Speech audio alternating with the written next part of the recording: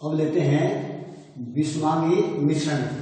जैसे कि आपको पहले बताया गया था कि विषमांगी मिश्रण वह होता है जिसमें उसके अवयव अलग अलग प्रावस्था में पाए जाते हैं। विलय की अवस्था अलग होती है, विलायक की अवस्था अलग होती है। तो इस प्रकार से कुछ विषमांगी मिश्रण के कुछ प्रकार लेते हैं। जैसे निलंबन। तो निलंबन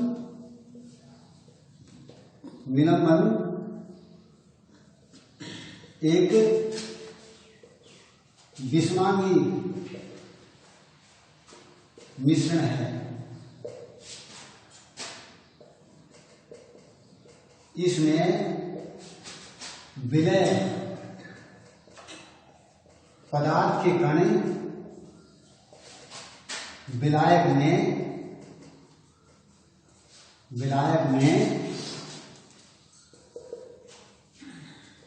घुलते नहीं हैं,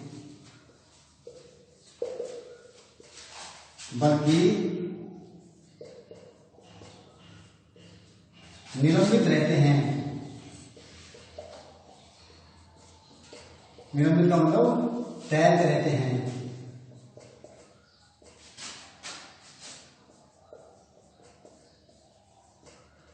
तैरते रहते हैं। और एक विषमांगी मिश्रण है ये। और एक उदाहरण लेते हैं इसका। उदाहरण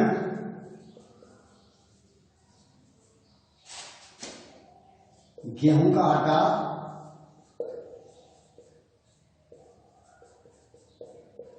प्लस जल।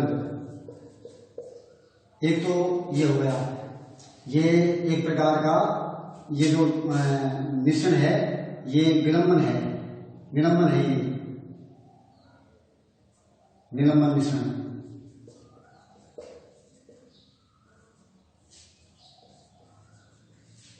या तो दूसरा ले सकते हैं चौक पाउडर प्लस जल। अगर चौक के पाउडर को जल में घोल ले तो भी ये एक प्रकार का निलंबन मिश्रण है।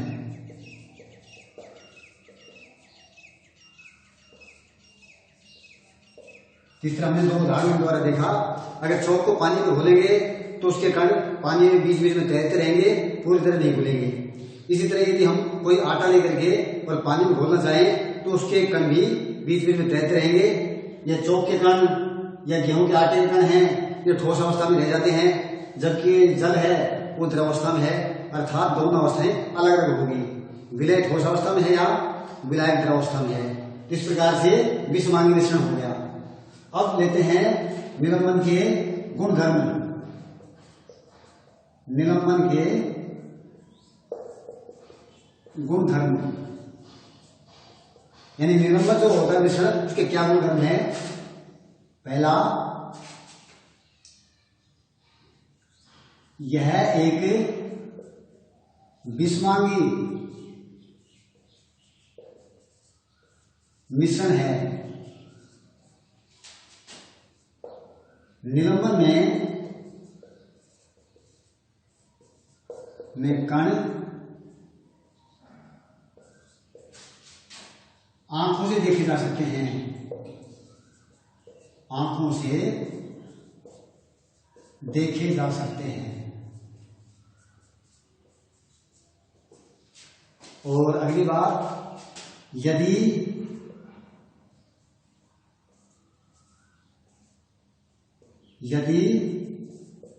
मिश्रण को कुछ देर शांत छोड़ दें तो निलंबन कण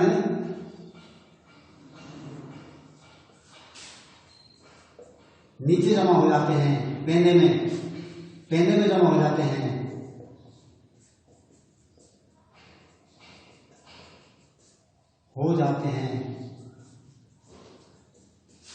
पेंदे में जमा हो जाते हैं। निलंबन को छानने पर निलंबन को छानने पर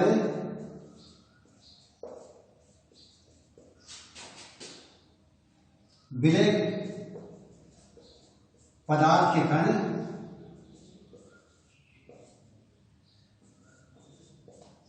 अलग हो जाते हैं।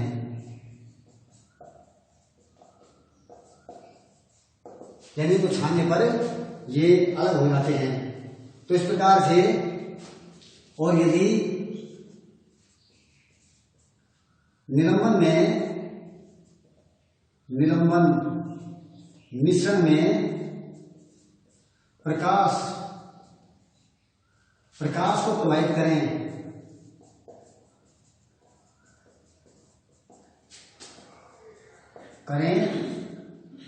तो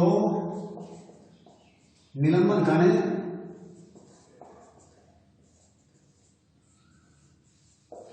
प्रकाश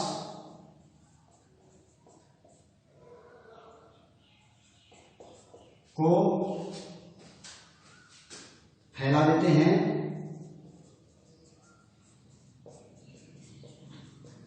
जिससे प्रकाश के मार्ग का पता चलता है। इस प्रकार से ये तो होगा निलंबन। और अब लेते हैं दूसरा विषमांग मिश्रण, लेते हैं कोलोइड मिश्रण। ये दूसरे प्रकार का है। इसमें विलय पदार्थ के कण समान रूप से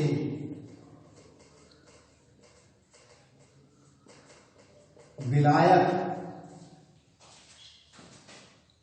में फैले होते हैं।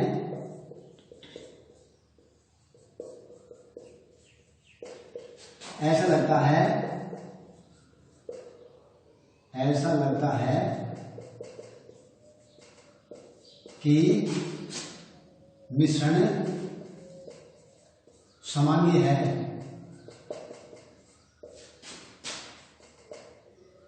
लेकिन वास्तव में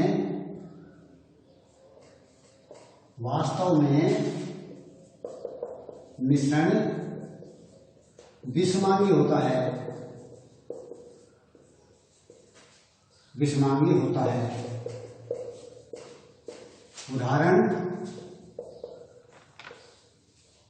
दूध एक कोलोइडल कह दो, कोलोइडी कह दो, दूध एक कोलोइडी मिश्रण है। अर्थात दूध शुद्ध नहीं होता, ये मिश्रण एक प्रकार का। तो लेते हैं कि कोलोइडी या कोलोइडल मिश्रण के गुणधर्म।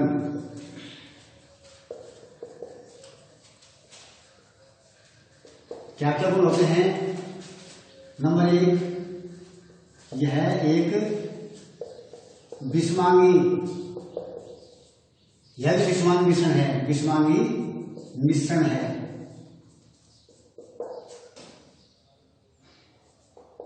इसमें विलय के कण छोटे होते हैं तथा आंखों से दिखाई नहीं देते हैं। जैसे दूध का उदाहरण हमने नजर रखा है, दूध में अगर हम कणों को देखना शुरू करें तो हमें अलग अलग कण नजर नहीं आते हैं, लेकिन फिर भी कण पूरी तरह घुले भी नहीं होते हैं। उसमें वसा के कण हैं, कैल्शियम के कण हैं, वो पानी के अंदर तैर रहे हैं, लेकिन समांगी नहीं है। ये मिश्रण विषमांगी है फिर भी, लेकिन कण इसमें दिखाई नहीं देते। तीसरा, विलय कणों को छानकर अलग नहीं किया जा सकता।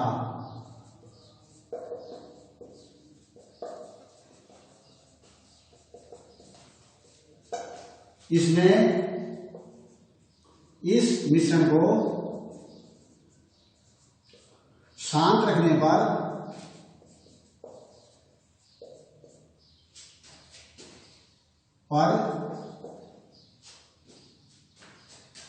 कण पेंदे में जमा नहीं होते,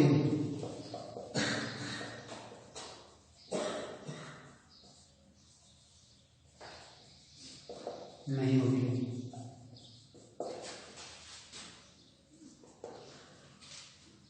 इस मिश्रण में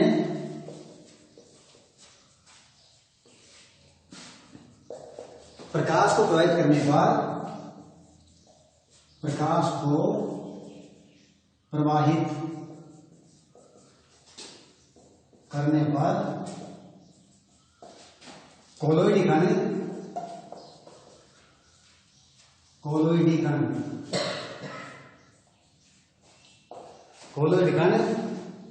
प्रकाश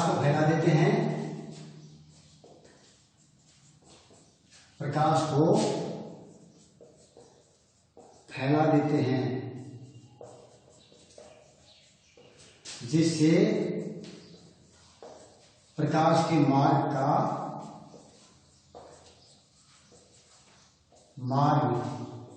का पता चलता है। अगर प्रश्न पूछेंगे इस तरह पूछेंगे कोलोइडी विलयन क्या है, इसके क्या गुणधर्म हैं, इसका एक उदाहरण दीजिए। दूसरा पूछ दिया कि निलंबन क्या है, इसके क्या गुणधर्म हैं, निलंबन का एक उदाहरण दीजिए। तो इस प्रकार से ये प्रश्न पूछ सकते हैं। अच्छा, अब हम टिंडल प्रभाव के बारे में विचार करते हैं। परीक्षा में इस तरह के सवाल पूछते हैं, टिंडल प्रभाव क्या है।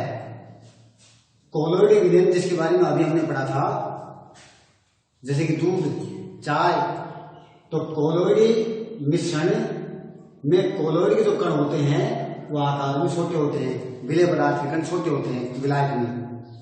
और जब इस कोलोइडी मिश्रण में प्रकाश को प्रभावित करते हैं तो प्रकाश की किरणों को ये कण फैला देते हैं, यानी कोलोइड कण होते हैं वो प्रकाश की किरणों को फैला देते हैं, जिससे प्रकाश के मार्ग का पता चलता है। इस प्रभाव को टिंडल प्रभाव कहते हैं।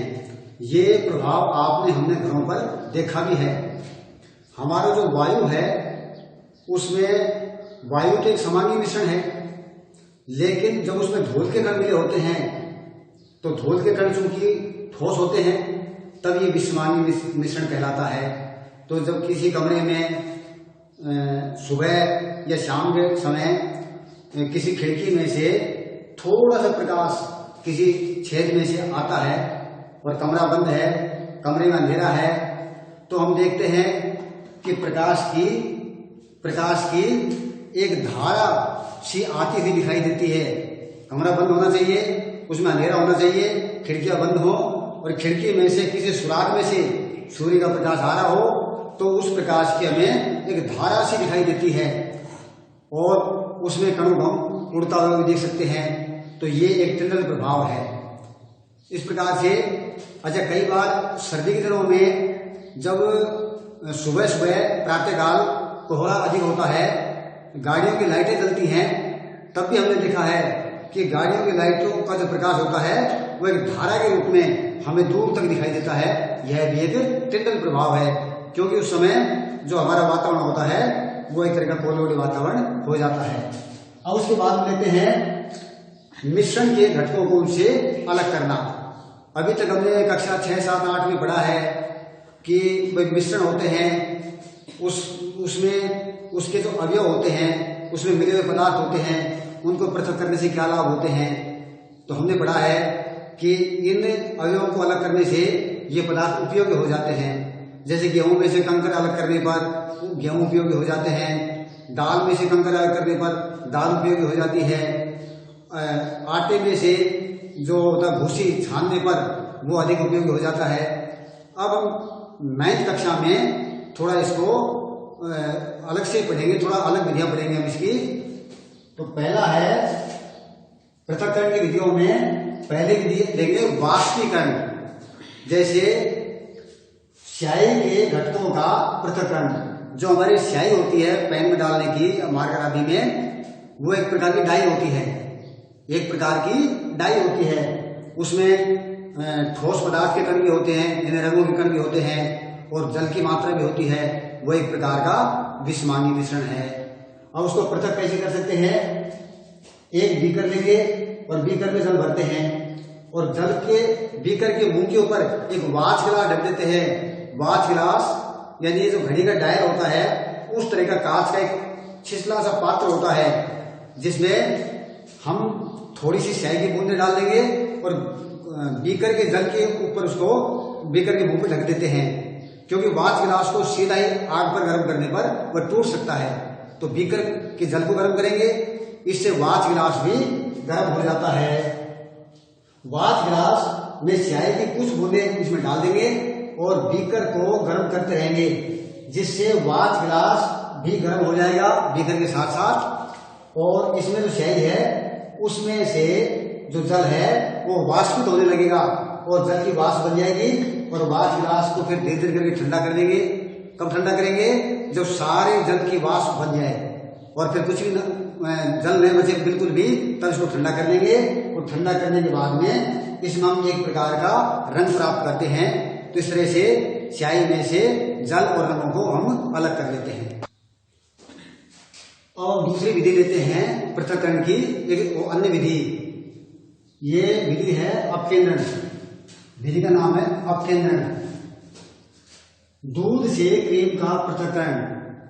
दूध में से क्रीम को अपकेंद्रण विधि द्वारा हम अलग कर सकते हैं। विधि में क्या करेंगे? एक परनली में फुल क्रीम दूध लेते हैं, जिसमें क्रीम मिली है उस तरह का दूध दे दिया। अपकेंद्रण यंत्र होता है एक अलग प्रकार का, जिसमें परनलियां रख करके उस परनली को घुमाया जा सके। तो अपकेंद्रण यंत्र द्वारा इसको 2-3 मिनट के लिए अपकेंद्रित करते हैं। अपकेंद्रित करने का मतलब घुमाना।